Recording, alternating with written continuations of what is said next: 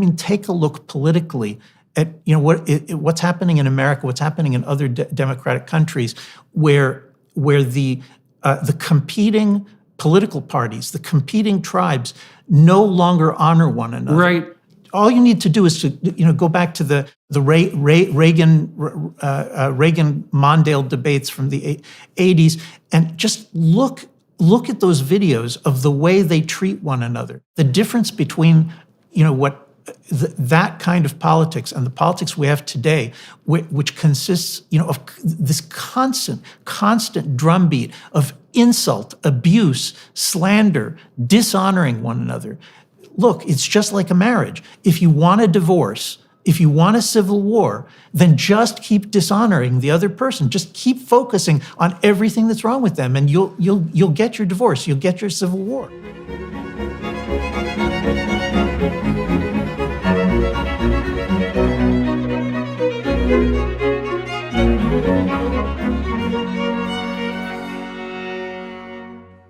Hello, everyone watching and listening on YouTube.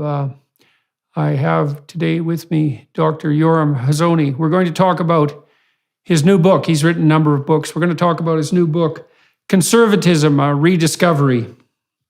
And I'm very much looking forward to that. He's quite a scholar of conservative thought, political thought in general. And so I hope to learn a lot today while I have the opportunity to sift through his knowledge. Welcome, Yoram. It's good to see you. Hello, Jordan. Good to see you. So let's talk about your book. Why a rediscovery? I think most people at this point have figured out that we're undergoing some kind of cultural revolution, and I think this hit a high point 2 years ago in 2020 when people started getting fired from prestigious academic positions and media positions for holding regular liberal positions that people had had for decades. And I wrote this book in order to try to make some order in this cultural revolution. These woke neo-Marxists are obviously not liberals. And it seems that the old liberalism doesn't have the fight and the firepower to be able to roll this back. And the question I think everybody needs to be asking is, what kind of a force would be strong enough to stop it? Everybody talks about all the things that the left is doing wrong, and of course that makes sense. But if we're thinking about opposition to it, the question is what kind of force is going to be strong enough to stop it? And I think to discuss that, you have to go into conservatism. How would you characterize what's happening on the left, do you think? I mean, what's the nature of this cultural revolution? Since after World War II, I think both in America and across Europe, there was a kind of a consensus, which all the major political parties, all the major cultural streams agreed on a kind of a liberal framework. You can call it an Enlightenment liberal framework. The basic idea is that what you need to know about politics is that human beings are by nature free and equal, that they take on moral obligations and political obligations on the basis of consent. And that was assumed to be sufficient in order to guide the political world. So there were disagreements within liberalism, progressive liberalism, and libertarianism and classical liberalism, but the basic framework held for 60 or 70 years.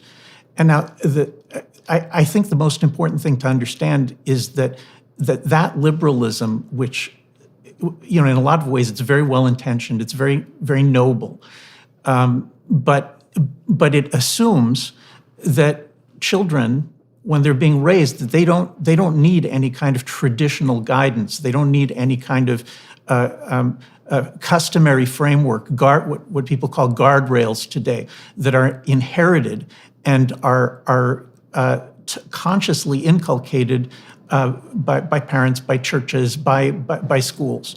The assumption was, and I think for many, many parents still is, for 2 generations, the assumption was you tell your kids when they're growing up, look, whatever makes you feel good, whatever fulfills you, whatever it is that gives you meaning in life, that's what you should do, and the important thing is to be happy. And that sounds really nice.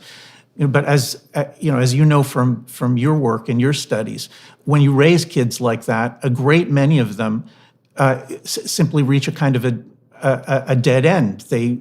Whatever makes you feel good, well, they don't know what makes them feel good, and into that vacuum steps in this woke neo-Marxist movement, which has answers. It gives people answers, and the surprise is that all of these mainstream liberals thought that if you just told kids, use your reason, think for yourselves, figure it out for yourselves, we trust you, that everybody would sort of come to something normal. But it turns out that that's not true. When you tell all the young people for 2 generations, just think for yourselves, whatever looks good to you, it turns out that a great many of them are much more attracted to Marxism, and some of them even to fascism, than to the mainstream liberalism.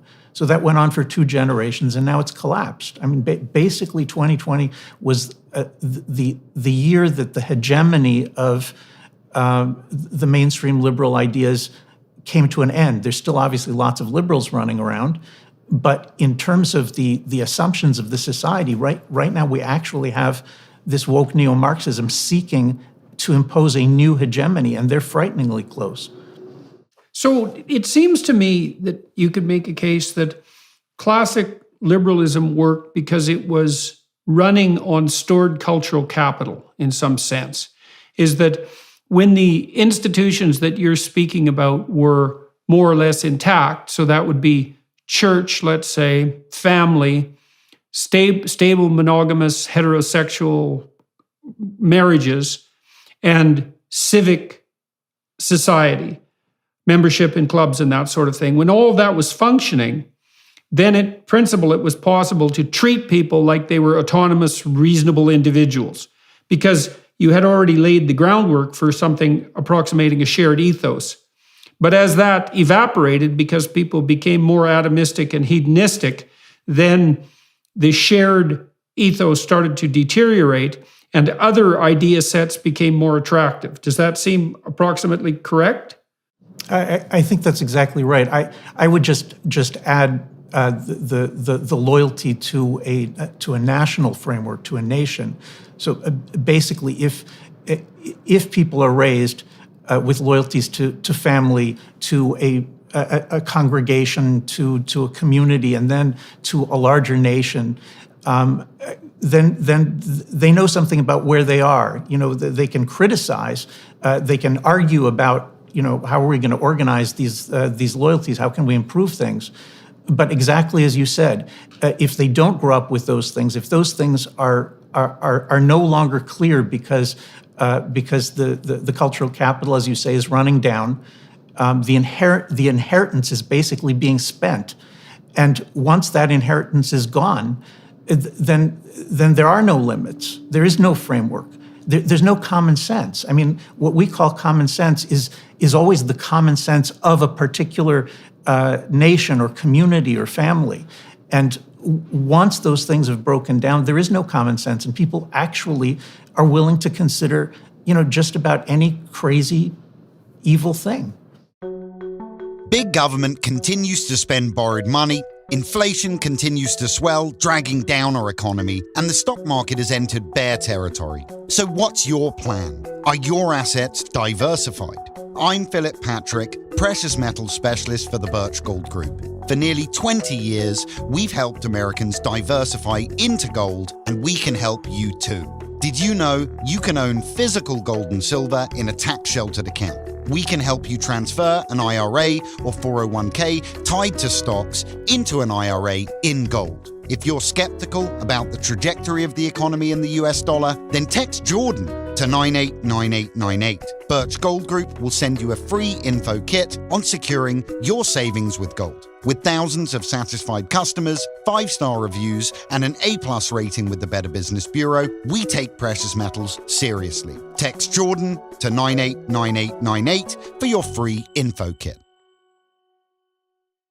So I've been thinking a fair bit about the potential contribution of I would say clinical and counseling psychologists to this mess, because there was a tremendous emphasis, probably throughout the whole 100-year course of the development, say, of clinical psychology and clinical psychiatry, on sanity as something in some real sense internal to the individual.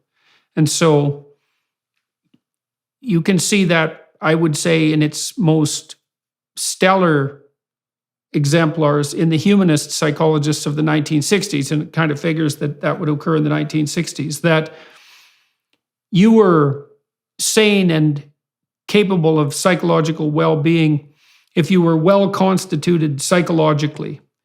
But I've been thinking more recently that that's not a very useful model of sanity, because it downplays the social embeddedness that characterizes people who are psychologically stable and therefore capable of happiness. If you're stable, you're not anxious, you're not completely ridden with negative emotion. That doesn't necessarily mean you're happy, but if you do a careful analysis of what people mean when they say they want to be happy, what they really mean is they don't want to be miserable. And happiness is like the icing on the cake, but they definitely don't want to be anxious and frustrated and disappointed and in pain and confused and aimless and all of that. And so it isn't obvious to me at all that it's possible to be psychologically intact in isolation. I think the most potent proof of that is even hardened criminals, antisocial types, find being in solitary confinement almost intolerable.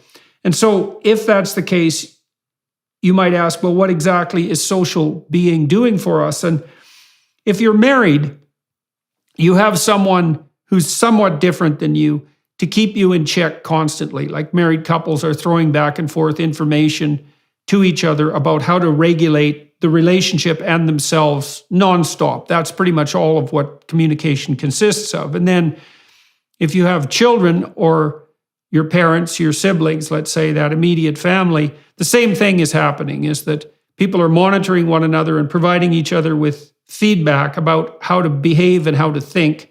And then that's nested inside a civic community, and that's nested inside a state or a province, and then that's nested inside a country.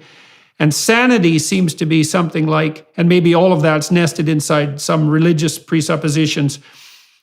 It's the harmony between all those levels that seems to be essentially what constitutes sanity, rather than something that's formally internal. Like maybe your internal structure reflects that external harmony, and that's like in a fractal manner, in a holographic manner, and that's what sanity constitutes. And I would say that the liberal emphasis on, say, self-actualization and on the atomistic self as the center of the world has deluded itself into thinking that any of that's possible without an intact hierarchy of social structures surrounding the individual. That seems to me to be the weakness, the fundamental weakness on the psychological front of classic liberalism. I think that's exactly right. And I think that you were already speaking pretty much to this in your earlier work when you were telling young people, look, you need to find your place within some kind of social hierarchy, and this is actually the extension of your earlier argument. I mean, we both of us are drawing on Durkheim's insight that. Look, if you want to know what is it that leads people to suicide, then it's anomie. And what is that? Right. That's the lack of a directional sense, a set of guardrails, which comes from those nested hierarchies that you are describing. If the individual, now none of this means that an individual can't, if he or she is unhappy, can't look for a different place in a different hierarchy. But the point is that wherever they end up, if they're going to be motivated and directed and feel like their life has meaning and purpose and direction, it's going to be because they have found their place in a hierarchy that works for them. And liberalism simply doesn't touch on this central human need. By the way, the Marxists are pretty much aware of this. They do think in terms of hierarchies. Of course, their goal is to destroy them, but at least they can see them. Whereas the liberals are always thinking kind of in terms of flatland, that, by the time you're 18 or 20, then you're equal to everybody, and the assumption is that everything's level. But the truth is nothing is level.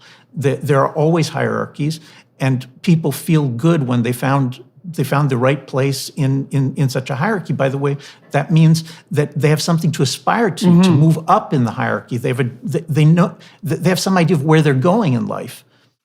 Yeah, well, you just spoke of guardrails and direction, and that seems about right to me. I mean, when I worked as a clinician and I was trying to understand what made for a good life, let's say when I was dealing with people who were depressed, because, well, often they didn't have the necessary guardrails or direction, and that was part of the reason they were depressed. I mean, depression is complicated, and there's many reasons for it, but it does seem to me to be an incontrovertible truth, and I think that my audiences have responded very well to this proposition, that almost all the meaning that you find in your life that isn't merely a consequence of a narrow and short-sighted hedonism is found in the service you provide to the people who are in your social networks. And that would be, first of all, obviously, your intimate relationship and your family. And then in the hierarchical nested structures that are outside of that, if you're fortunate enough to have them. And the guardrails are that there are codes of behavior that are necessary to abide by, that constitute adhering to the principles of all of those social relationships. And the direction is whatever the joint venture that you're embarking on with others is directed towards. And I don't see that you do have any structure or purpose in your life in the absence of those things. I mean, if you strip someone of their, let's say, embeddedness within an educational institution or within a job or a career, you strip them of their family, you strip them of all their civic responsibility, I suppose perhaps they have their creative endeavors if they happen to be creative people, but even then, they have to be interacting with other people to communicate about their creative endeavors or to monetize them. And without that, there really is nothing. And we also know, too, that statistical studies of language usage have indicated pretty clearly that thoughts about yourself are indistinguishable from negative emotion. That's how heavily tinged they are with negative emotion. As soon as you become self-conscious, as soon as you start thinking about yourself, you're instantly anxious and miserable. They're the same thing. And so then on the Marxist front, because we talked about the collapse of liberalism, the fact that liberalism in some sense is an empty concept in the absence of these underlying practices and customs, let's say, that are actually embodied, that you actually act out. They're not conceptual precisely. The Marxists, I think, have an advantage over the liberals, and maybe this is one of the things that accounts for the attractiveness of Marxism to young people, is that the Marxists, at least, they have an attitude towards guardrails, which is destroy them, but they also provide a direction, right? And the direction is essentially a revolutionary direction.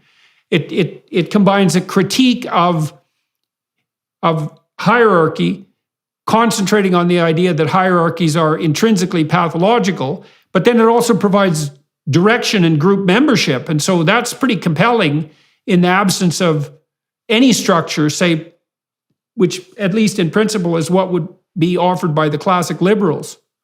Right, but notice that this issue goes all the way back to Marx. Notice that the theory is that hierarchical structures and competition between groups always means that there's going to be oppression, and the goal is always to overthrow the dominant hierarchy.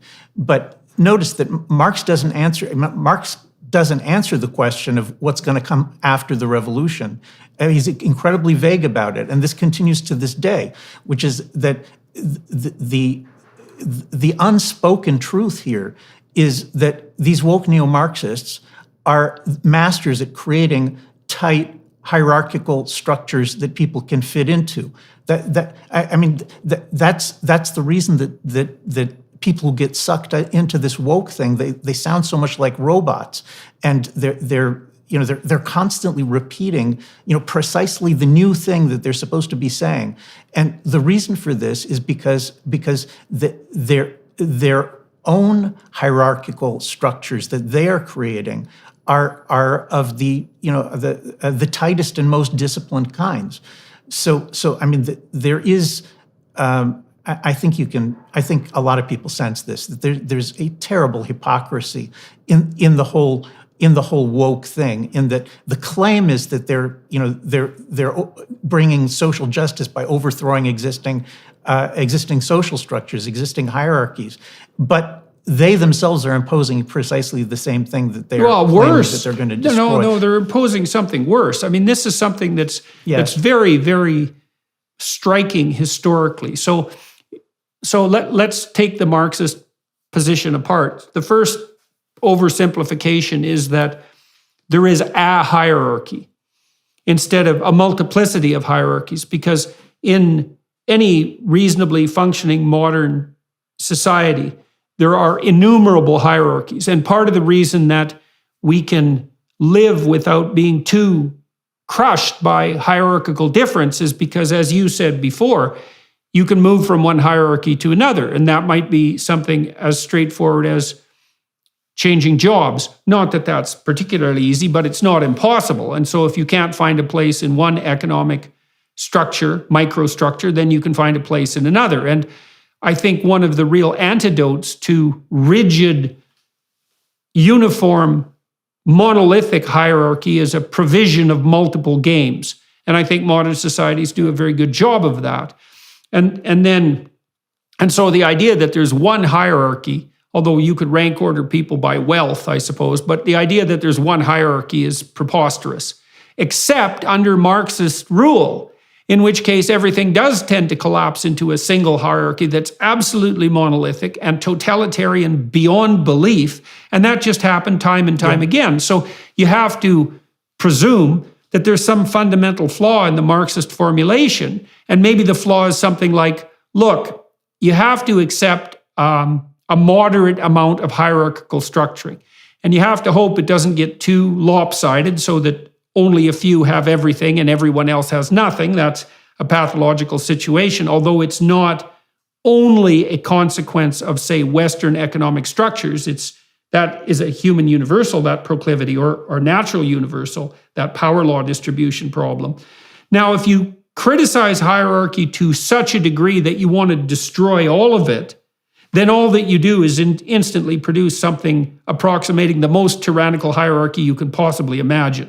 Because you destroy the differentiated structures.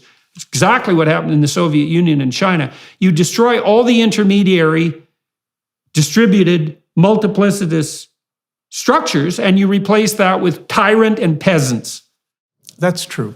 But let me push back just a little bit, because I think that a healthy society is one that certainly has a competition of multiple tribes, maybe different religions. I think these things are probably more important to people. People's identities are more tied to regional, ethnic, religious groups than they are to what job they have. And so what I meant about when I said that people can change is that it's always possible if you don't like your nation to move to a different nation. If you don't like your religion, you can convert to a different religion.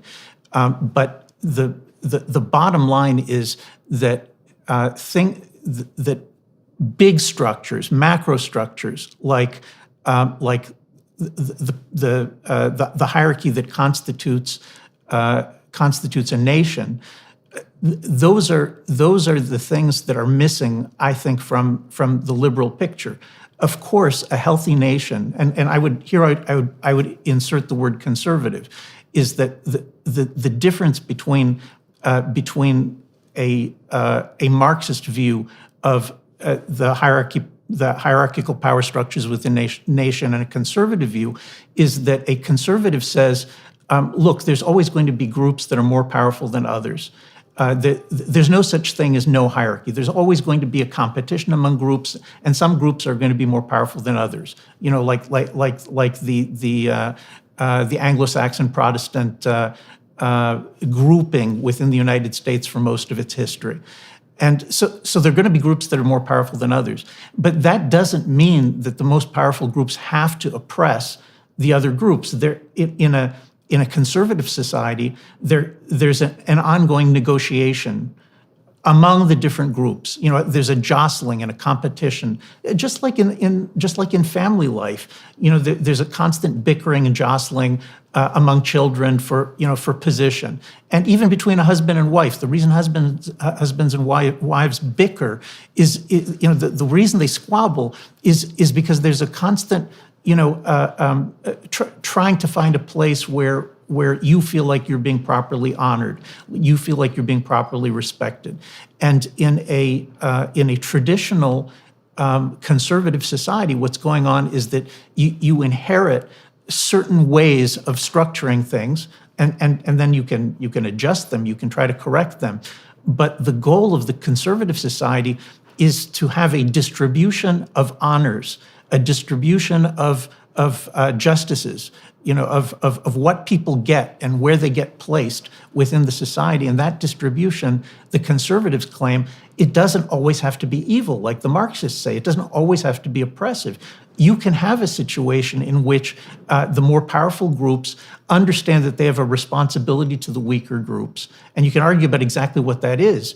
But a mutually beneficial conservative society is one in which the different groups get things out of the collaboration, out of the mutual loyalty. It's not just the strong get things and the weak get crushed, but everybody gets things. And I think that a lot of what conservatives are reacting to when they see what the Marxists are trying to build is that you're trying to grab everything for your group, whereas a traditional conservative society says no, the just balance of honors among the different groups, that's what makes people feel good. That's what makes people loyal to the system. Otherwise, there is no loyalty to the system. There's just oppression. Yeah, well, the Marxists also have the advantage that I would say they have a twofold advantage. First of all, they can appeal to envy, and they're unbelievably good at that. I mean, I think the fundamental motivating force of Marxism is envy. Now, it'd be a close race between that and desire for untrammeled power, but we could certainly start with envy. And it's very easy for people to be envious of anyone who has more of anything than they do. And one of the things that I've really been struck by on the left is the constant presupposition that if someone has more than me, they got it because they're using power in an oppressive way. It's always the cutoff between the oppressor and the oppressed is whatever status I happen to have as a left-wing intellectual. Because I got what I have honestly and through hard work and diligence, but anybody who has more than me obviously took it from the people who are lesser than them. And so that's definitely an appeal to envy. But there's something underneath that, I think, that is more powerful, which is that, and this is a criticism that conservatism is susceptible to, is that hierarchies do tend to degenerate in the direction of arbitrary power when they degenerate. And every hierarchy is degenerate to some degree, right? Because there's a bit of corruption in everything. And so then the Marxists can point to the corruption, especially if they're appealing to young people, and they can say, well, look at that person in that position of authority and the awful things they did that were oppressive and improper. Obviously, everyone who holds any position of authority is corrupt in some fundamental way, and then obviously the whole system is corrupt. And that's given that critique of corruption has warrant in some sense, it's not easy to differentiate and to say, no, look, guys, you got to think this through, is that human institutions aren't perfect, and you have to be awake all the time to make sure they don't degenerate entirely, but that doesn't mean that they're fundamentally corrupt which is the claim, for example, that America was predicated on the on a positive view towards slavery. It's like, well, obviously, when America was founded, slavery was thriving, and so there was this pro-slavery ethos that was part and parcel of the American project at that point. But the fundamental drive of the system and all of the traditions upon which it was founded was that all men are created equal, men and women are created equal before God. And that was the principle that eventually won out. And it's hard to teach young people, I think, to separate the wheat from the chaff when it's so easy just to throw everything out, especially if there's no immediate consequences, especially when you're lauded for doing so and all your idiot teachers are telling you that's the right thing to do. While today's cups of coffee often come with hints of soy and social justice, our new coffee sponsor delivers an entirely different experience. It's bold, strong, delicious, and overall as good as the causes it supports. I'm speaking, of course, about Black Rifle Coffee. Many of you know about Black Rifle already. It's a veteran-founded and operated coffee company who have made it their mission to hire 10,000 veterans, and they're well on their way. By purchasing from Black Rifle Coffee Company, you're directly supporting the military service community. But what about the coffee itself? Well, it's bold, strong, and really good. Go to blackriflecoffee.com and use promo code Jordan for 10% off your first order, or when you sign up for a new Coffee Club subscription. The subscription gives you free shipping on all Coffee Club orders, early access to club deals and promotions, and special discounts from their partner brands. That's blackriflecoffee.com with promo code Jordan for 10% off your first order, or when you sign up to become a Coffee Club member. Black Rifle Coffee, supporting veterans and America's coffee. Right, agreed. Look, but the reason that I bothered with the historical chapters in the conservatism book is because I think there's a widespread misunderstanding about conservative thinkers, about Fortescue and Selden and Burke and for that matter, Washington and Adams and Hamilton. There's kind of this assumption that if you're a conservative, then you just think that whatever exists is fine and it doesn't need to be repaired. When you actually read these sophisticated conservative thinkers, what you find is that none of them think this. The actual view is something much more like what you were describing, that there's corruption in everything, but more than that, every good system decays. Every good system runs down. This is an integral part. You just see this over and over again in Anglo-American conservative thinkers. Is every system runs down. Every system decays, and that's just the way human societies are. So the principal job of the conservative is not to hold on tight to whatever exists. It's to look for restoration. It's to identify what has become corrupt and decayed, and to look for a model either earlier in history or sometimes even just looking at the neighbors, the way that that during the Polish Revolution they looked to the British Constitution for a model, and so the word restoration. It's a lot like the word repentance. Restoration is kind of a national political repentance where you look at something and you say, look, this is decayed. We've gone off course, or there is an inherited evil that can no longer be tolerated, and we have to fix it. And the conservative's job is to find a way to make that repair while strengthening the entire system as a whole. So, I mean, the example of slavery, I think, is it's always on a lot of people's minds, and I think for good reasons. But important to notice that Britain succeeded in eliminating slavery on the basis of the common law in the 1770s without a revolution, without a civil war. And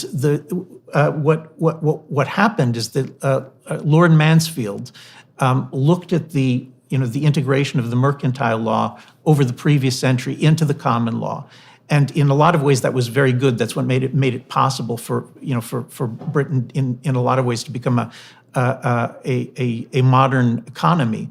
But the idea that human beings could be bought and sold as slaves was imported into the common law by the mercantile law less than at the end of the 1600s. And at a certain point, the jurists, the judges in Britain looked at this and said, what's happening is we are corrupting ourselves. We're corrupting our tradition by allowing this institution of slavery to be brought into our country. And they eliminated it on the basis of British tradition, the English tradition. They said, English common law does not uphold slavery. A person who is enslaved in England is always enslaved unfairly. Now, the interesting thing is that the Americans, an important part of the Federalist Party's platform during the American Revolution was bringing the English common law in as the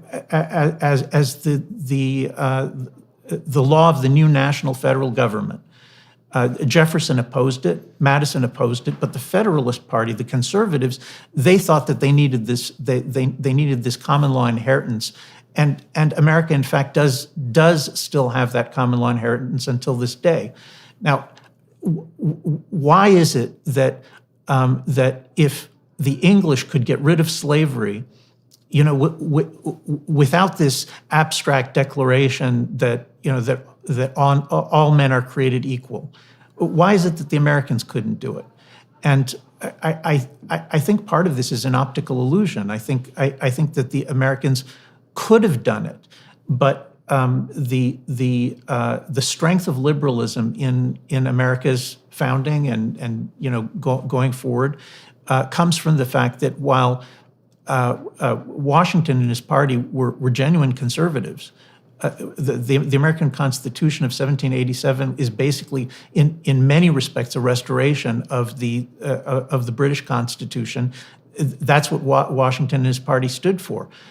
Jefferson and his party, Tom Paine, these really were Enlightenment liberal radicals, and Jefferson is famous for saying things like, repeatedly, that one generation is a foreign country to the preceding generations, meaning that each generation owes nothing to the past. Each generation receives nothing from the past that can't be simply overthrown and revised.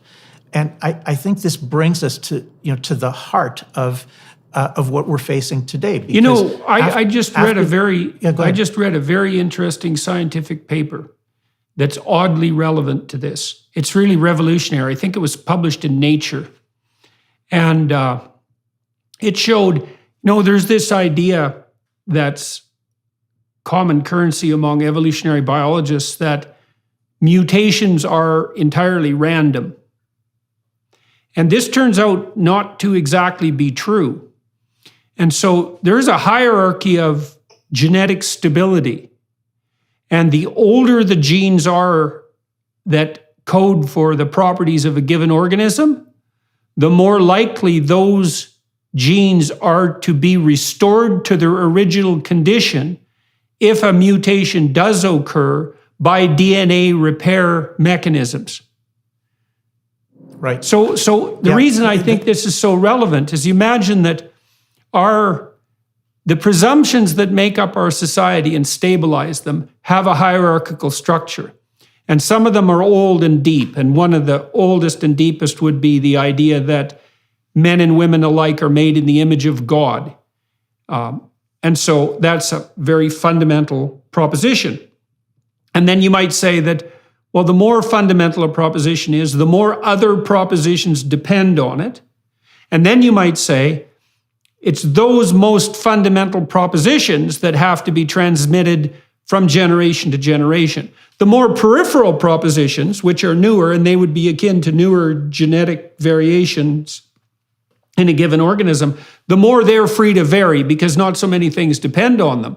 And they should vary because their fundamental nature is still up in the air in some sense. But there's a hierarchy of presumptions, and the deeper the presumption, the less it should be amenable to change. I think that can be worked out on the conservative side. I think so.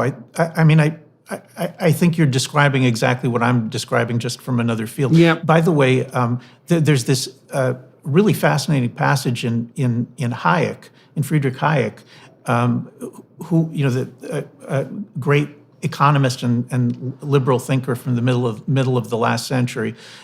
He argues that there's that the emergence of the picture of science as an evolutionary process by trial and error is the transference of the old common law idea of the law as evolutionary, Yep. the Constitution as evolutionary. The transfer of that was completely natural, for English and Scottish thinkers who knew that the law was supposedly evolved this way, to begin thinking in Yep. the same way about science as trial and error, and that obviously could easily have inspired Darwin as well. Well, then we could think about English common law the same way. So English common law, and tell me if I've got any of the details of this wrong, but basically under the English system, the presumption is human beings have all the rights there are intrinsically. And then when people come together and have a dispute, the dispute has to be adjudicated. And once it's adjudicated, that becomes a common law principle. And then those principles are supposed to be bound by precedent. And so then the presuppositions in English common law that have the most precedent are the most fundamental. And so it's an incrementally transforming structure, but it's also hierarchically structured. And it differs from, let's say, the French Civil Code. It certainly differs from systems of thought like Marxism, which are all rational creations and imposed from the top down. And so English common law did have this bottom-up nature, which gives it, well, I would say in some sense, a preeminent status among legal codes around the world. It's a remarkable body of work. Yep, it is. Let me just add, I think your description is apt. Let me just add a couple of points to that. One of them is that the common law is a development coming down the centuries of biblical law. If you go back to the earliest formulations of legal codes in Britain, a lot of it is taken literally, explicitly, directly from law codes in Hebrew Scripture. And a second point that's important is that what you're describing, the jostling among individuals, which then create cases that set precedents, that also happens at the constitutional level, not only at the level of individuals competing with one another, for rights, but also if you look at Magna Carta and the Petition of Right and the English Bill of Rights, and then after that the American Bill of Rights. If you look at that as an ongoing jostling between the executive, which originally the king, and the legislature, which was originally the nobles, and what you see is exactly this kind of trial and error to find the right balance, which literally goes on for 1,000 years, and the Constitution that the Americans in 1787 took upon themselves. If you compare it to the earlier English Petition of Right and Bill of Rights, you'll see that virtually all of the rights that appear in the American Constitution are actually things that were already worked out over centuries in this trial and error effort to find the right balance in England. So this means Jefferson is wrong because he didn't, in the manner that you described, that each successive generation is a foreign territory compared to the previous, because he's not taking into account the hierarchical nature of fundamental social presuppositions. And so he might be correct on the fringe and the periphery, but at the core he's wrong. And the case that you're making is that Well, you have the American constitutional axioms, let's say, including expanded to include the Bill of Rights, but that's grounded in English common law. That's a consequence of centuries of trial and error. It's trial and error in a very particular way, because imagine that you and I have a dispute and we 300 years ago, and we go in front of an English court. The court has to rule in relationship to the dispute in a manner that's commensurate with all previous rulings of that broad type. And then the rulings have to be consistent enough with grounded human intuitions of what constitutes a just settlement, so that when the settlement is handed down, the parties involved actually find it acceptable enough not to degenerate into murder. That's super well said. I think that's exactly the point. And if you now want to ask, let's say that we go with Jefferson for a moment, and we say, actually, using reason, like we can just come up with what the right answer is in the 1700s. We don't need the 800 years of trial and error before that. If you go with Jefferson, where you end up is with a view that says, look, I exercised reason. I don't need tradition because I can exercise reason. I don't need an inheritance of ideas and principles and precedents because I can just use reason.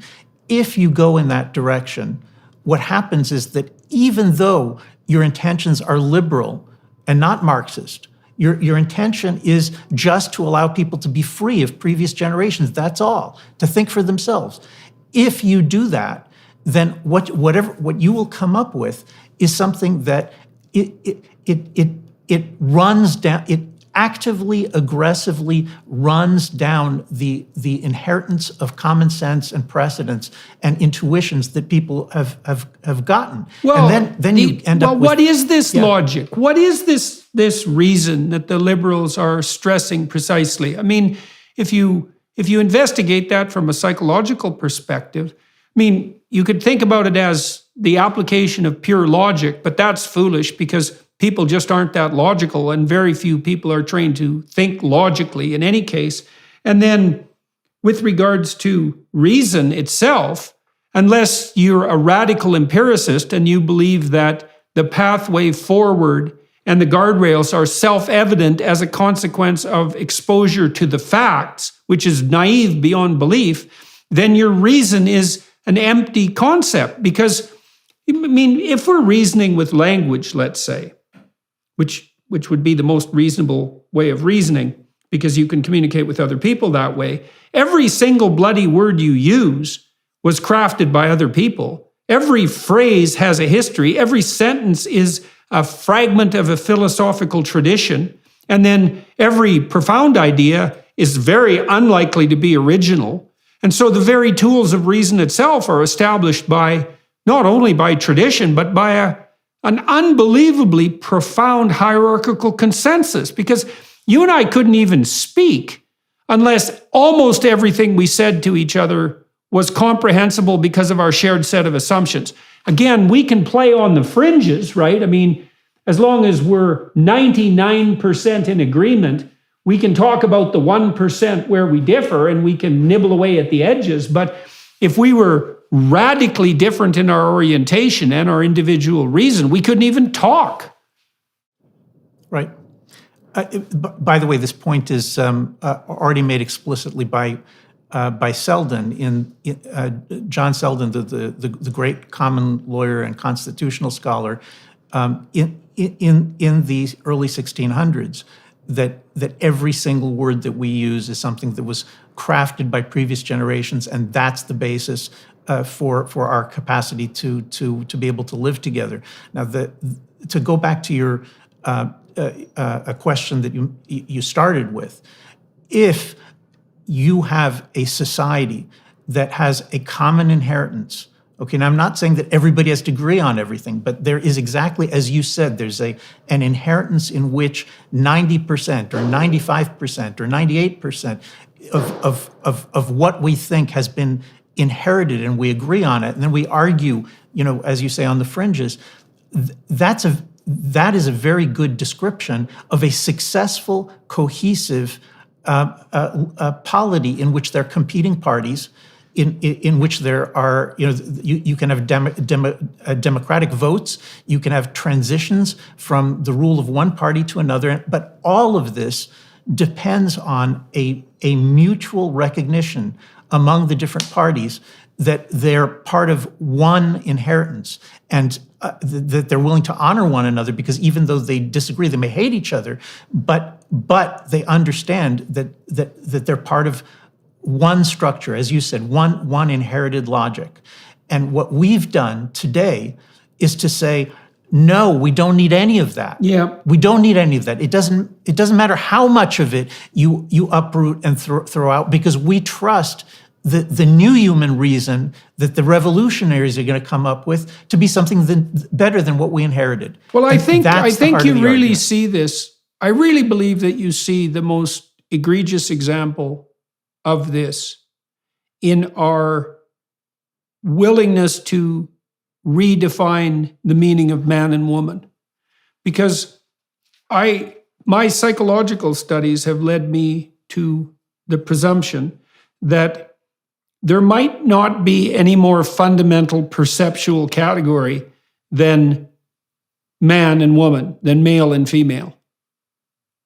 And there's the direct perception of that on the biological front, which is a precondition for successful reproduction, we should point out, in case it has to be pointed out. And then there are symbolic echoes of masculine and feminine that pervade almost everything we conceptualize. So you see that echoed, for example, in the Taoist conception of reality as yin and yang, which is a masculine and feminine dichotomy. There's this bipolarity of cognition that has as its fundamental basis the distinction between the sexes.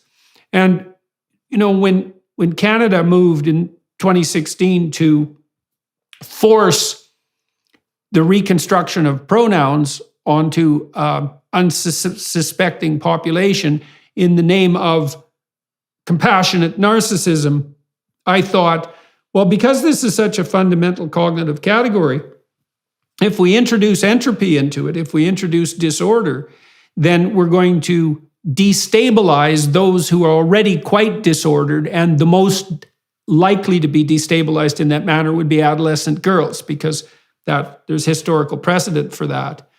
And so this idiot insistence that all conceptions are up for grabs belies the fact that there's a hierarchy of perception in relationship to the different degrees of depths of different perceptions.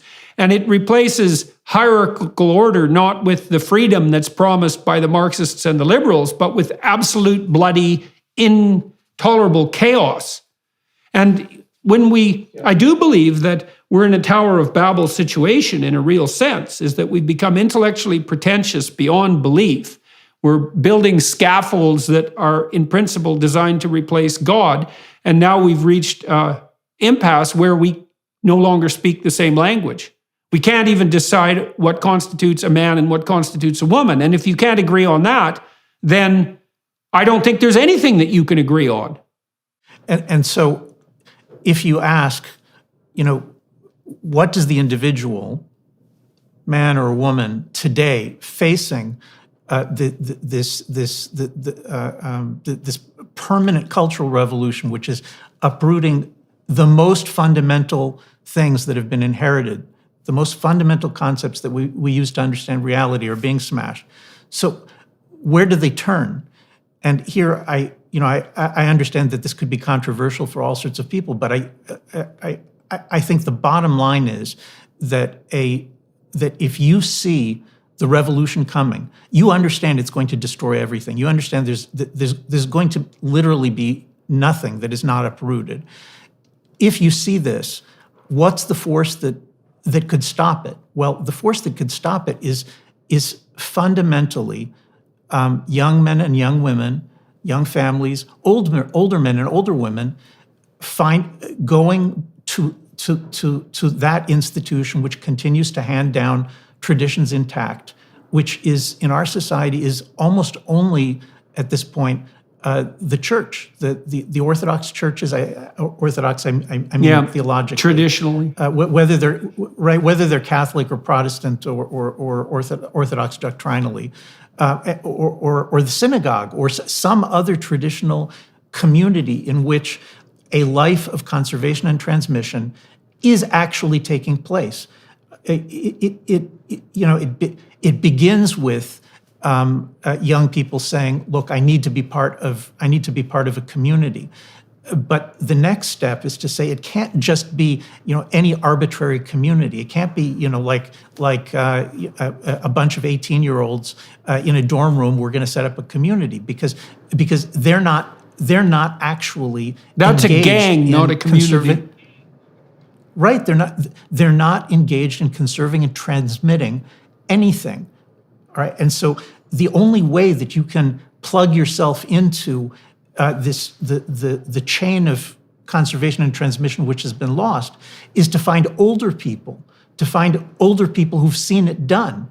I mean, you're not going to be able to keep a marriage together if you don't have actual living models of older people who have succeeded in keeping a marriage together, so you can see what it's like, so that you can pick it up from them. And the same thing is true for everything else. If you want to save yourself, right? I mean, I think this is true nationally also, but at the moment, if you as an individual, you want to save yourself. Now, I'm not talking about the Christian question about like your eternal salvation. I'm Jewish. I'm talking about you want to save yourself in this life, in this world, all right? And then what you're going to have to do is you're going to have to, I know this is difficult, but you're going to have to go to older people who have a functioning congregation and say, look, I'm coming here to learn. I'm not coming here to judge you. I'm not coming here to preach the things I believe. I'm coming here to learn how a life of conservation and transmission used to work. I want to learn that to see whether I can be part of it. Right? That is a very big change. The best way to fight the oncoming revolution is, as you say, the oncoming chaos is with order, and but you can't create that order yourself. You have to be a part of some existing order, and luckily it still exists. So in relationship to your comments earlier about the conservatives thinkers, who I think we should also go through, by the way, making the case that things did fall apart of their own accord. There's a thinker, Mircea Eliade, a great historian of religions, who tracked the commonalities among flood myths across very many different cultures and came up with a formula for why God or the gods would become angry enough to destroy everything in a chaotic catastrophe. And he said, well, the first issue is that things deteriorate of their own accord. And that's just an observation about the effect of entropy, I would say, is that things fall apart. If you just leave them sit, they'll fall apart by themselves because things decay. And then Eliade also said that a very common theme was that process of entropic decay was sped along by the sins of men. And what he meant by that was the proclivity for people to be willfully blind. And so imagine that there are small things going wrong in your marriage. Your wife becomes less attentive, or you do. Your attention starts to be attracted by other people, and you just let it slide. You know that something's up, but you don't do the attentive work necessary to do the repairs when the time is appropriate. Well, then you speed the process of decay. And so one of the implications of this was that the central organizing principle of the psyche, and this might be the principle to which religious systems to some degree put forward as the highest possible good, is something like constant attention to that process of decay and communication about it to stem off the ravages of time. You could think about that as an organizing principle of the psyche, a necessary organizing principle of the psyche. So the god Horus, for example, in the ancient Egyptian pantheon, was the all-seeing eye that paid attention and who could see corruption when it emerged. And the Mesopotamian god Marduk had eyes all the way around his head and spoke magic words.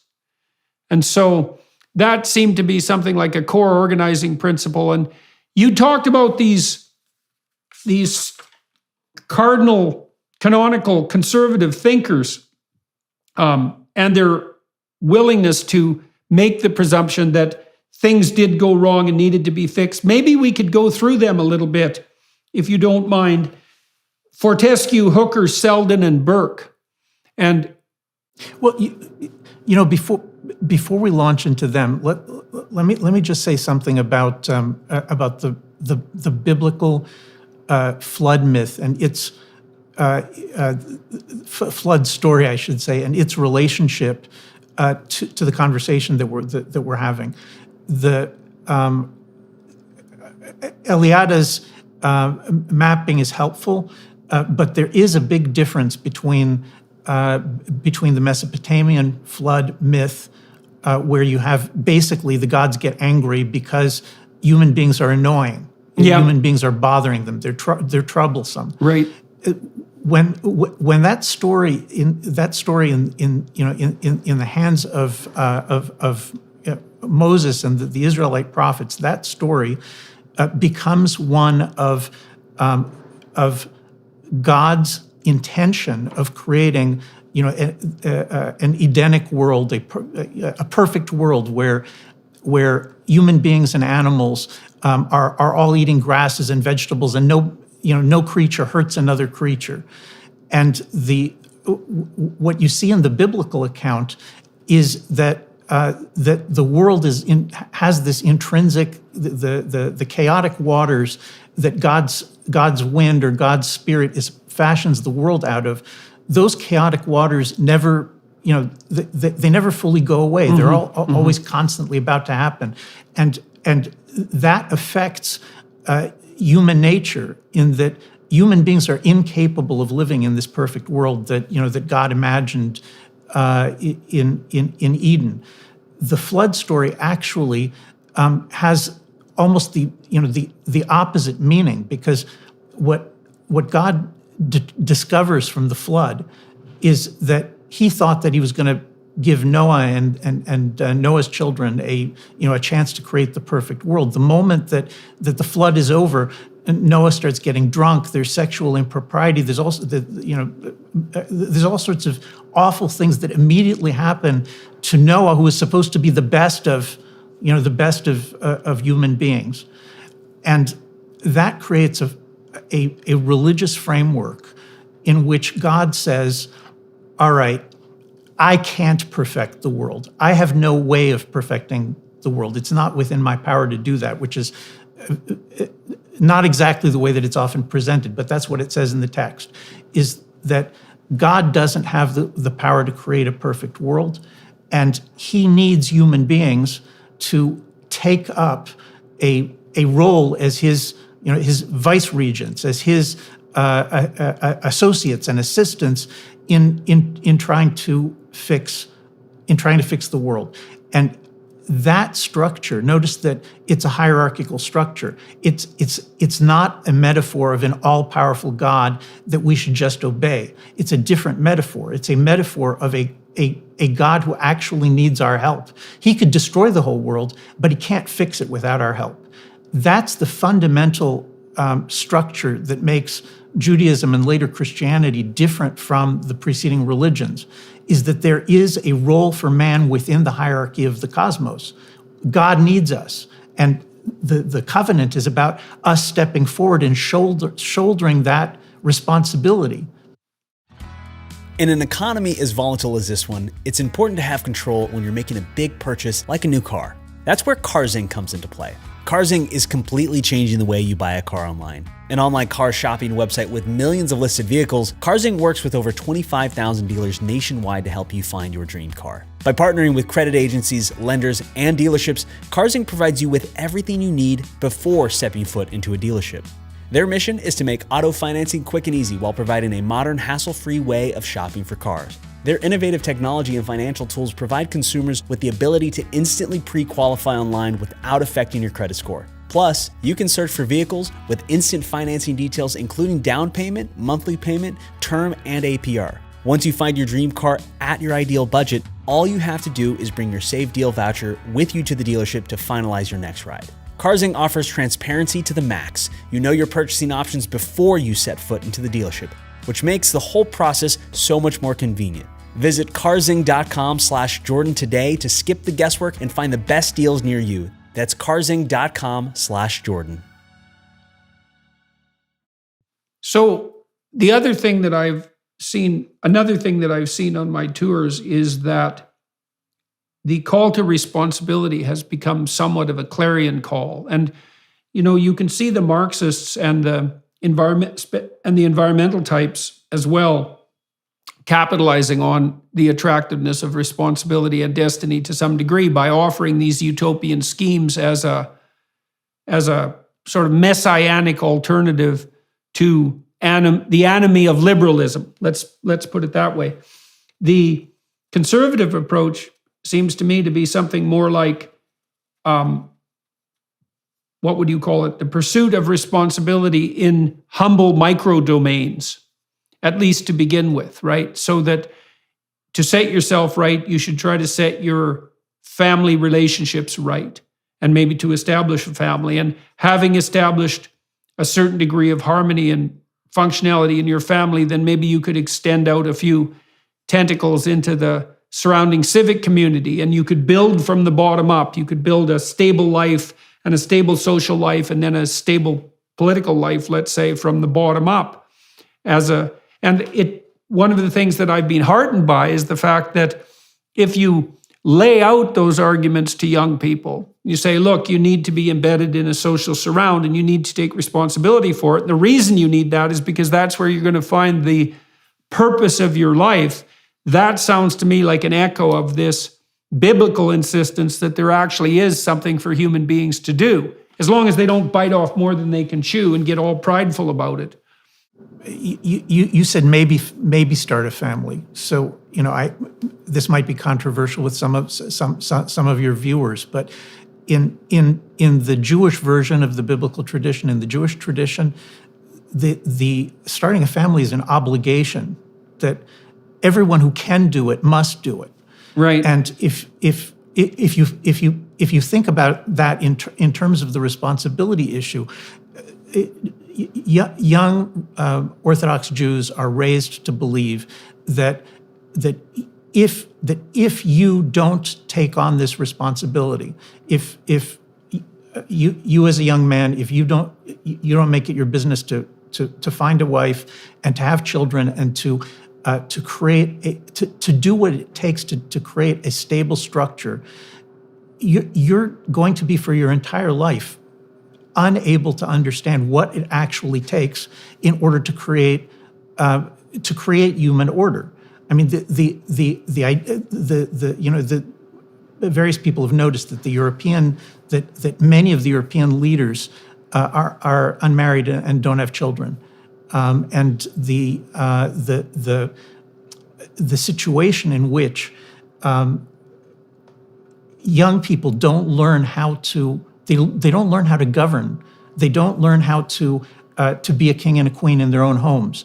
They don't know how to govern a family. They don't know how to hold it together, despite the incredible pain and difficulties that often takes place between men and women. And children are they're sometimes fun, but they're sometimes incredibly difficult, incredibly painful to raise. This whole concept that every young man and woman who can do it must take the responsibility to bring life into the world, to create the world anew, to try to build up on the basis of what's been inherited, to try to make it better than what it was in previous generations. That view, I think in many ways, that's like the bedrock Jewish and Christian view, which says, we're not slaves to the gods. We're partners in creating this world, but that means we have an obligation to do the act of creation. And the most fundamental act of creation is creating a family. Once you've done that, then you were hinting to this. Then I think you can also learn to create congregations, to uphold nations. All of that flows from the first step of very young people taking responsibility for creating, basically their own little world in a family. Well, there is no more profound responsibility than that. And so it's an initiation into profound responsibility. I mean, one of the things that happens to a parent and I think it's very difficult for this to happen if you don't become a parent, is that once you're a parent, there is definitely someone in your life who's more important than you are. Right? So your orientation to the world, well, I would say it matures properly, and it matures under the force of moral obligation. Fundamentally, you have this person now who's, for better or worse, almost entirely dependent on your not so tender mercies, you and your wife, and who's subject to all of your trials and tribulations and inadequacies. And if you have any sense at all, that wakes you up as much as anything will. And without that, I think it's very difficult to shed the constraints of hedonistic adolescence. It's not good for people. It's not good for people. If you just go ahead. Yeah, no, I think that's exactly true. I think as you said, you can't in a lot of ways you can't actually mature until you've created and are the government of a household. And the alternative that sort of mainstream liberalism gives us, this view that when you reach 18 or 20 years old, you're a rational individual, and now you can do whatever you want. And usually doing whatever you want. We can see in young people that doing whatever you want means that they get too scared to get married. They get too scared to have children. Even I'm talking about something that even affects Orthodox religious communities. You can see it very, very clearly that they look at these responsibilities as a kind of with terrible fear, as though it's like an enslavement, something they need to spend another 5 years and another 10 years and another 5 years, get more degrees. They need to keep preparing in order to be ready to do it, and that's the opposite of the traditional view that says take the responsibility and then live up to it. You'll grow by living up to it. You'll become a complete person. As the rabbis say, you complete yourself by taking the responsibility of marriage and children. And the alternative is adolescence that's extended forever. What you think that when you're 35 years old and now you're going to start looking to get married, it's going to be easier to get married. You'll actually be more capable of it than you were when you were 23. I don't think that's true at all. I think what you learn during those extra 10 or 15 years of adolescence is to just care for yourself instead of to learn how to create something, to learn to command something. That idea also highlights, in some sense, both the practical necessity and the inevitability of faith or the lack thereof. I mean, many things in your life you have to throw yourself into without first knowing that you can do it. And I don't mean to do that in an impulsive and foolish manner, like heedless of all risks. I mean that when you get married, you don't know if it's going to work. And in some sense, that's even a foolish question, because the issue is that when you decide to get married, it's the first and foremost decision among 50,000 decisions that are going to determine whether or not you can stay married. And you can boil that down to a question like, did I marry the right person? And the answer to that is always no. And they didn't marry the right person either. And because neither of you are the right person in your current unbelievably flawed condition. And so, but you throw yourself into it thinking that having faith that you can manage it, and also having faith that the alternative, that no matter how dismal the reality, the alternative is likely to be far worse. And I would say the same thing is true on the child rearing front, which is, as you pointed out, it's difficult. It isn't obvious that you're prepared or that extra preparation is really going to help you. But what's the alternative to the difficulty? One of the things I love about the story of Abraham, one of the things I think that makes it such a profound story, is that Abraham is really characterized by quite the protracted adolescence according to the beginning of the story. He's quite old when God finally convinces him to get the hell out of his tent and to get out there in the world. And God in that story is definitely manifests himself as the call to adventure, even to the pathologically underdeveloped, the call to adventure. And of course, Abraham just steps into any number of catastrophes as soon as he leaves the confines of his tent and his father's home. But the story is a triumph in its totality, because despite the fact that he encounters tyranny and the likely loss of his wife at the hands of people who are essentially tyrants, and starvation and war and all of the catastrophes of life, he has a great adventure. And that's the adventure, as far as I can tell. It's something like the adventure of truth and dedication and responsibility.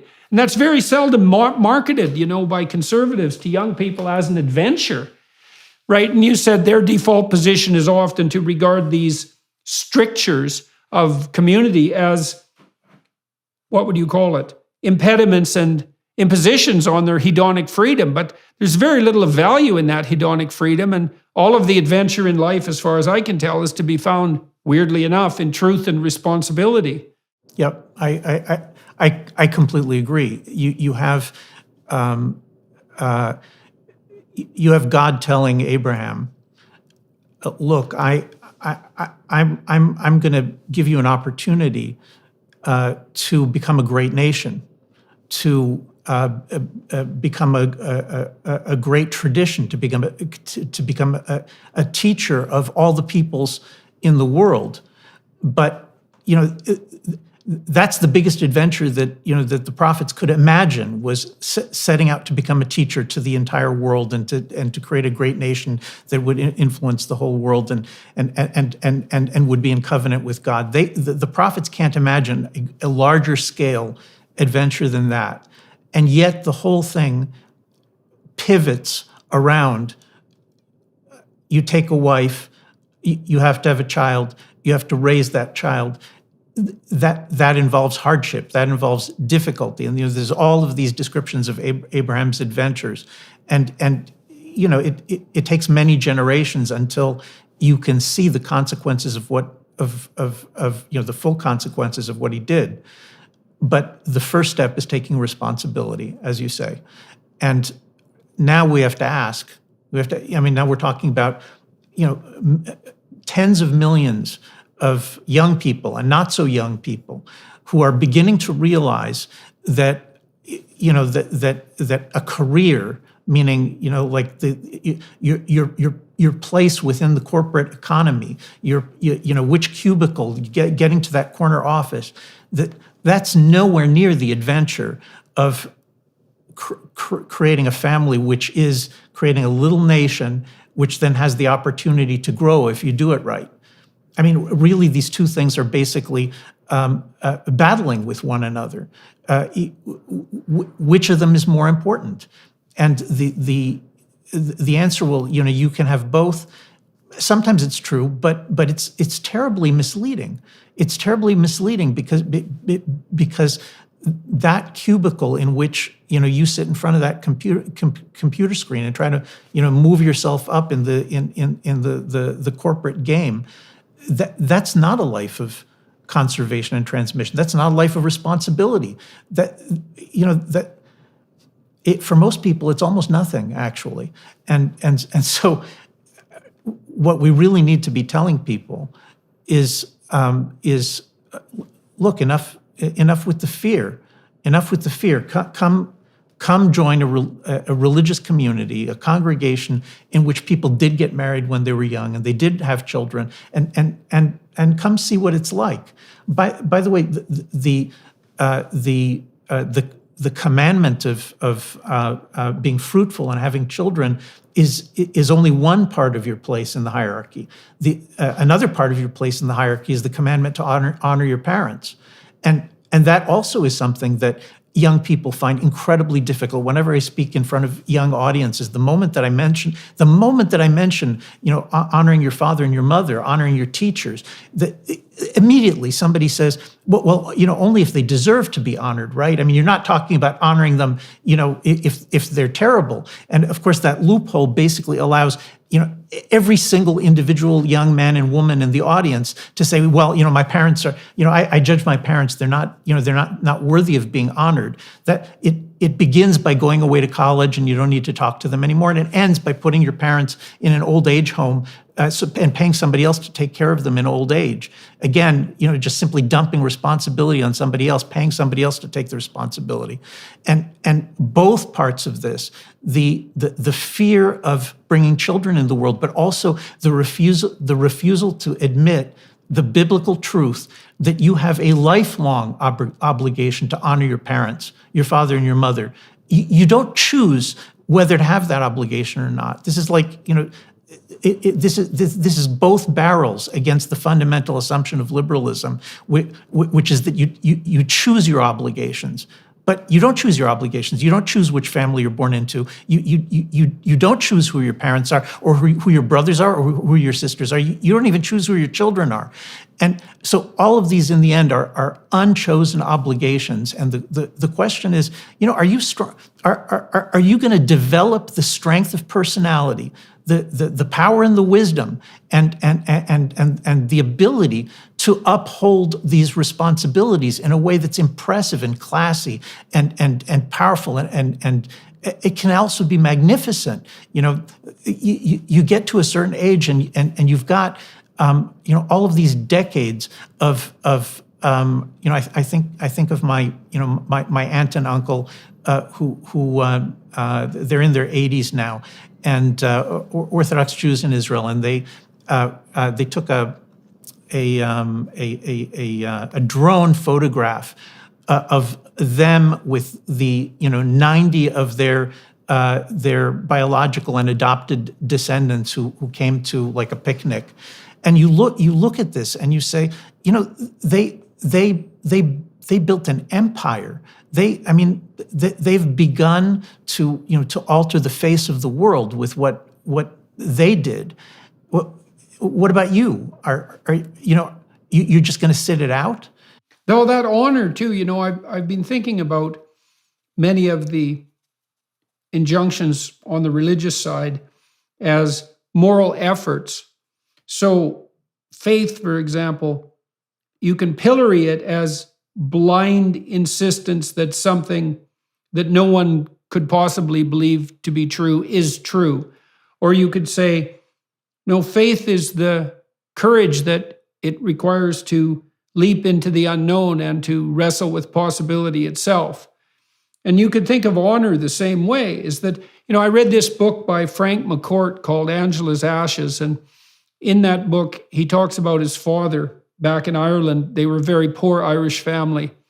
And his father was a absolutely unrepentant alcoholic who drank up every cent the family ever made and had many, many children, number of whom developed very serious illnesses as a consequence of the poverty induced by the father's drinking, and some of whom died.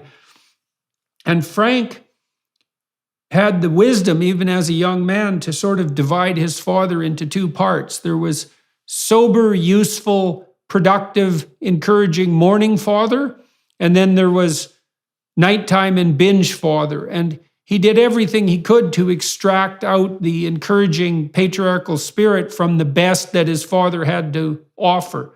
And it seems to me that that's something like honor, and to honor your parents, to honor your wife, to honor your siblings is to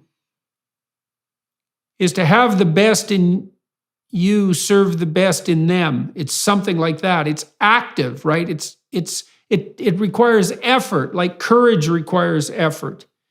It's not something you do blindly and foolishly. And so when people say, well, my parents have done things that make them less than honorable in my eyes, I mean, there's two rejoinders to that. The first is, well, and what makes you so perfect?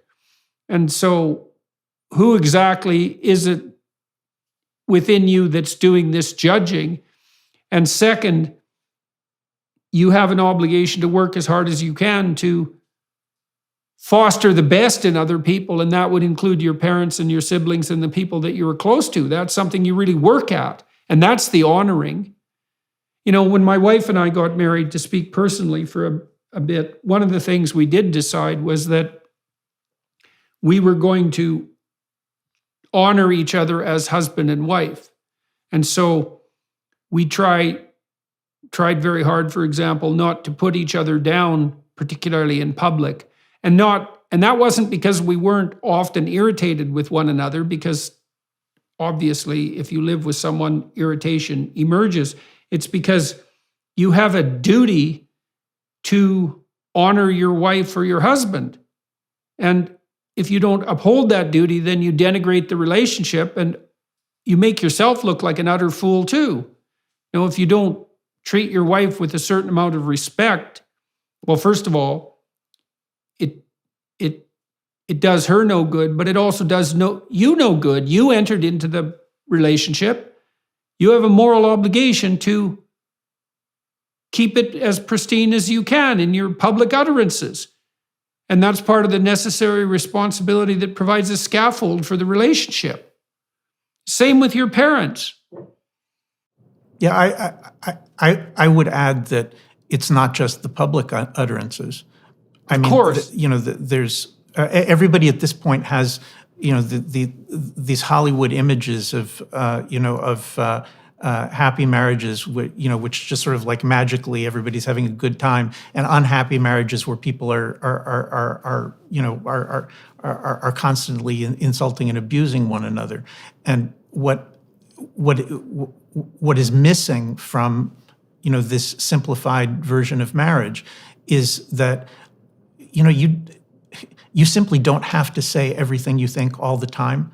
And part of an integral part of liberalism is I want to express myself. I feel something, so I want to say it. I want to tell people with the assumption being that if you say everything you think, then you'll persuade the other, your wife or your parents. You persuade the world of the truth of your view. But empirically, we say we can see that isn't remotely true. If you say everything you think all the time, then what happens is that you hurt your wife over and over and over again, and you bring her to the point where she, even the things that she could do, that you want her to do, she finds painful, and she starts hurting you back. I mean, the whole traditional view that honoring means sometimes you don't say the truth. Okay, I'm not saying that you should lie to your wife or your husband. God forbid. I'm not talking about that. But I'm saying that for every 10 criticisms that come to you of about your wife, it might be that only one of them is worth saying, and that one maybe shouldn't be worth saying. Shouldn't be said now. Maybe it should be said later. Well, there's maybe actually, it should be said. There's empirical data on that. So if you track the utterances of married couples and then you use the utterance tracking to predict the longevity of the relationship, it was found that if the relationship deteriorates to the point where there's one negative comment for every 5 positive comments, then the relationship doesn't maintain itself. So 20% negative is too high. But interestingly enough, there's a bound on the other end too, which is that if the positive to the negative exceeds 11 to 1, the relationship also tends to deteriorate. And so it's something like judicious communication, right? You don't have to make a case that every time something irritates you, that turns into a war. But you can't be a pushover or someone who is naively blind and expect the relationship to maintain itself as well. So this is, this is actually one of the central arguments that I make in my conservatism book, which is that honoring, which is purposely trying to in Hebrew the word is lechabed for honoring. The word is to literally make someone heavy. In English we can say the certain statements or certain words were significant. Here we're talking about making an individual significant by making them weighty, giving weight to their words, saying it was important that you did that, it was good that you did that. This is actually the key to creating a loyal relationship. People don't feel loved if they're not being honored. People don't feel good if they're not being honored. If they're not being honored, they begin to hate. They begin to resent. And so you can say this with respect to husbands and wives. You can say this with respect to children relating to their parents. But you can also, take a look politically at what's happening in America, what's happening in other democratic countries, where the competing political parties, the competing tribes, no longer honor one another. Right. And all you need to do is to go back to the the Nixon Kennedy debates from the 1960s, or the Reagan Mondale debates from the 80s, and just look at those videos of the way they treat one another. It may be that in their hearts they hate one another and they think they're dangerous people, but look at the way they talk. They're constantly giving honor to the other side because they value the fact that if the other side wins, then they're going to be the loyal opposition. They'll do their best to honor them until the next election. Hopefully they'll win. I don't want to turn this into something like, too dreamy or utopian, but the difference between, that kind of politics and the politics we have today, which consists, of this constant drumbeat of insult, abuse, slander, dishonoring one another. Look, it's just like a marriage. If you want a divorce, if you want a civil war, then just keep dishonoring the other person. Just keep focusing on everything that's wrong with them, and you'll get your divorce. You'll get your civil war. So you're construing honor as something like respect and encouragement.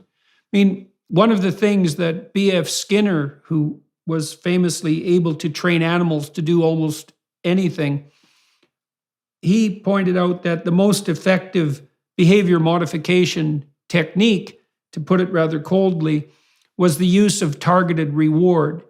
And so he would watch animals, and when they did something that was approximately appropriate to what he was trying to teach them to do, he would reward them. And so, for example, if he wanted to have a rat walk up a little ladder and do a dance on the top, he'd just watch the rat until it got close to the ladder, and when it got close to the ladder in its cage, he'd give it a food pellet, and then it would hang around the ladder more, and then eventually it would put a paw up on one of the rungs and he'd give it a food pellet, and soon he could get the rat climbing the ladder and doing a little dance on top and all sorts of complicated things. And he knew that you could shape behavior with threat and punishment, but that reward was much more effective, although it required a large degree of attention. One of the things I suggested to my clinical clients and in my lectures was that you pay very close attention to the people around you, and whenever they do something that you'd like to see them repeat, you let them know in some detail what it was that you observed. And that sounds like the manner in which you're construing honor, in addition to the respect element, which is to give credit where credit is due. Yeah, this is not simply give credit where credit is due, because as we said before, if your mindset is, I'm judging, I'm critiquing, then you'll easily destroy. I mean, you'll just destroy your parents' worthiness in your own eyes, your wife's worthiness in your own eyes. You'll just your political rival's worthiness in your own. If that's what you're doing, saying, well, I'm going to judge where it's due all the time. You're not going to make it. You're not going to succeed in doing the action, the biblical action of giving honor. The biblical action of giving honor is to elevate someone, to make them feel like they are important and worthy. Not for you to judge whether they're worthy, for you to make them feel that they are worthy. And the comparison with the rats is useful, but in this case we have this is taking place in both directions between a husband and wife. If each of them, if I tell my wife why she's worthy, right, she comes away feeling loved and strengthened and important. And if she does it back to me, then I come away feeling loved and strengthened and important. And guess what? The single relationship, that bond, is when it's strengthened from both sides in that way, it becomes something astonishing. I mean, even the whole thing about, well, I don't feel attracted to my wife. Of course you don't feel attracted to your wife because you were a young person and you were in the throes of hormonal ecstasy, and that lasts for a few years. But the key to an attraction is if you keep making her feel worthy, then she'll continue to feel attracted to you. And if she keeps making you feel worthy, then you'll keep feeling attracted to her. There's a direct connection between honoring somebody and their feeling a desire for you. And I'm including physical desire, all kinds of desire. And all of these things are kind of secrets of the traditional society, which have been wiped away by along with the biblical tradition, the assumption that we don't have anything to learn from Scripture or from tradition basically is the key to our inability to maintain long-term any kind of loyalty. So if you were going to extract out a message to young people, and perhaps not just young people who are watching and listening, from your work in relationship to how they should conduct their life. I mean, we've been touching on that the entire conversation. What would you tell them in relationship to conservatism rather than liberalism or God forbid, let's say Marxism? Why tilt in the conservative direction if you're young? The most important thing about tilting in a conservative direction is that you yourself have to lead a conservative life, right? There's importance in voting for conservatives, but this is not the key to the issue. The key to the issue is, if you're voting for conservatives, but you're leading a liberal life, you're 33 years old and you're living with living with a woman year after year. You go to the beach on the Sabbaths. You're not a member of any congregation. You don't read Scripture. You're 1,000 miles away from your parents, so you don't inherit anything from the community that you grew up in. Because you don't go to a congregation, you don't have a new community that you inherit from. You talk to your parents, on Thanksgiving, or I don't know, once a month. This whole construct is a liberal life.